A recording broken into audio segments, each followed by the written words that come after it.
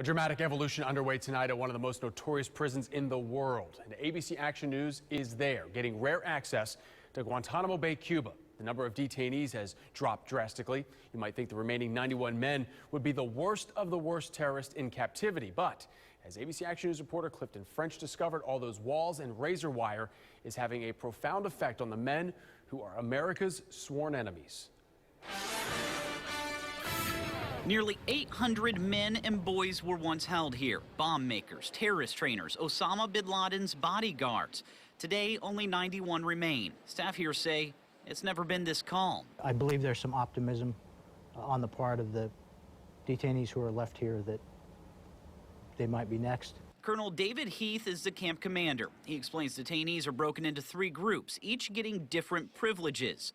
The best detainees are allowed to live in a communal setting and choose 10 items from the library every week. Non-compliant get 2 and live in segregation. Currently, only 2 detainees are at that level. They are in a detention situation which I would not want to be in. Today, 34 have been cleared to be transferred. 47 are eligible for a type of parole hearing called the Periodic Review Board.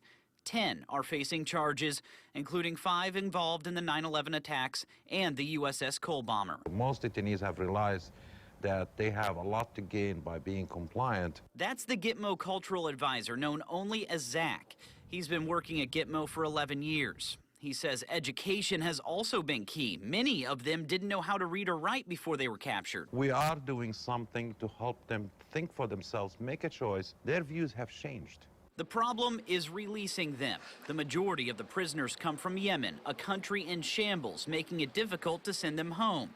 Other countries have to accept the detainees. Recently, one being released refused to get on the plane, deciding to stay at Gitmo. He thinks, why should I go to another place when there is nobody I know around me? While nothing is set and the president continues to pursue closing the facility, command here is preparing for any changes, including closing this site for good. I'm not prepared to discuss our plans on what we would do when we would do it, but yes, we are looking at different contingencies to reduce the size based on the reduction of the detainee population. In Guantanamo Bay, Cuba, Clifton French, ABC Action News.